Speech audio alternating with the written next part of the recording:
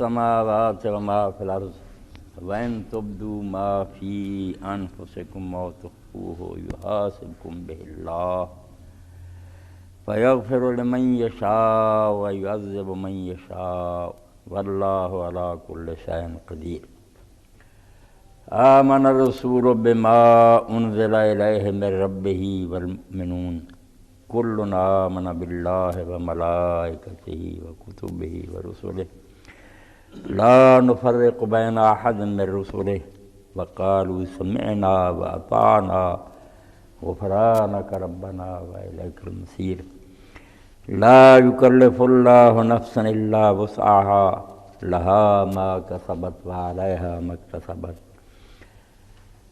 ربنا لا تؤاخذنا إن نسينا أو أخطأنا ربنا ولا تحمل علينا إصرا كما حملته على الذين من قبلنا ربنا ولا تحملنا ما لا طاقة لنا به واعف عنا واغفر لنا وارحمنا أنت مولانا فانصرنا على القوم الكافرين. سورۃ البقرہ کا آخری رکوع میں نے آپ کے سامنے پڑھا. قرآن مجید شفاء للناس اللہ تعالیٰ نے نازل فرمایا. ہماری ساری بیماریوں کا علاج ہے اس میں.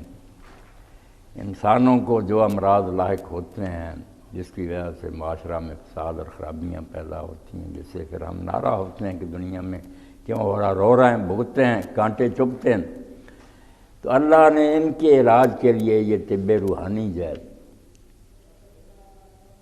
اس کو نازل فرمایا. انبیاء علیہ السلام کے ذریعہ جو صحف اور کتابیں نازل ہوئی ہیں یہ سارے علاج ہیں ان بیماریوں کے جو کسی معاشرہ میں جنم لیتی ہیں.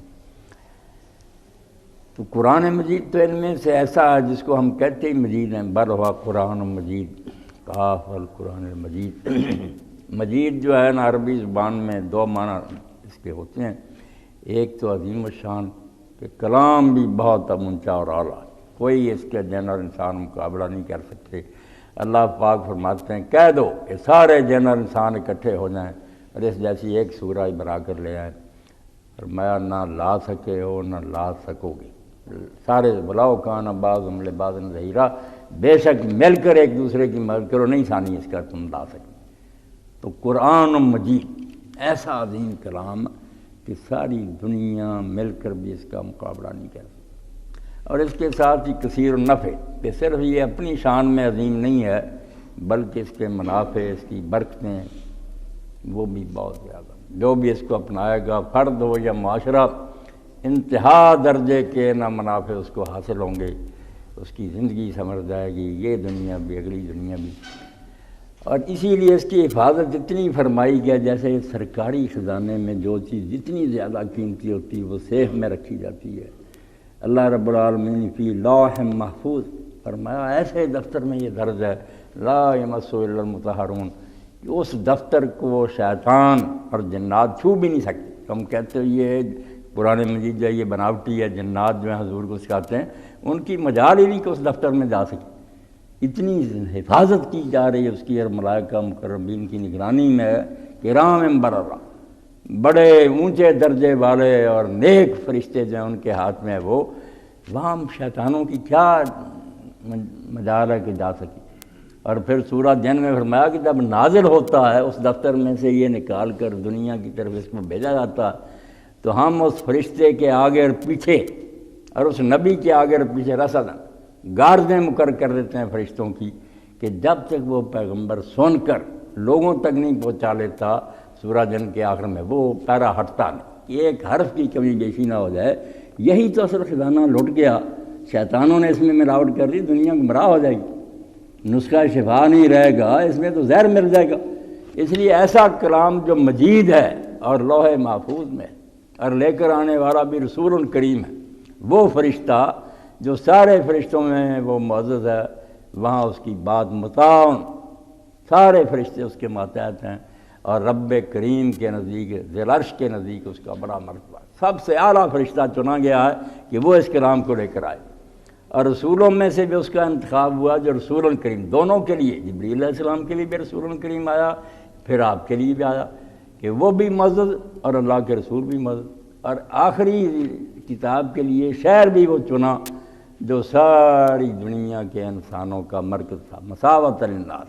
ابراہیم علیہ السلام کے ذریعے بنا کر فرمایا ساری دنیا کا اصل مرکز یہ ہے، باقی دارالحکومت نے نا جعلی بنا رہے، ٹکڑے کر دیے زمین کے، یہ کراچی اس کا دارالحکومت ہے، دہلی انڈیا کا ہے، وہ دنیاوی باتیں۔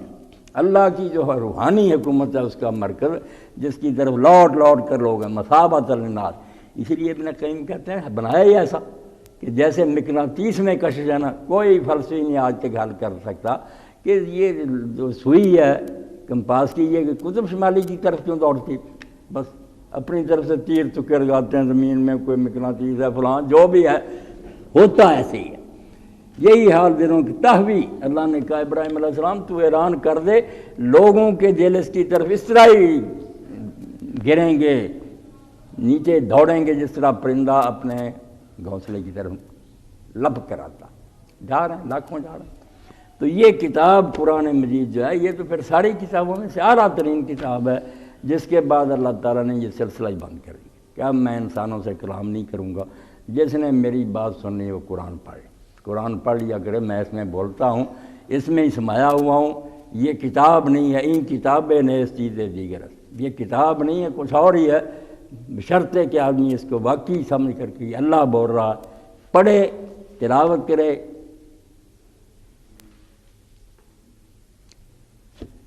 علامہ اقبال اسی لیے فرماتے ہیں کہ یہ کتاب حق رکھتی ہے کہ تو اس کی تلاوت کر، پس از کام کی میخواہی بھی آپ، پھر جو تیری مراد ہے نا اس سے مل جائے گی، کوئی علم کرام کا مسئلہ اٹکا حل ہو جائے گا، کوئی اخلاقیاتی خرابی ہے تیرے اندر اس کا علاج کرے گا، ہر شے کا علاج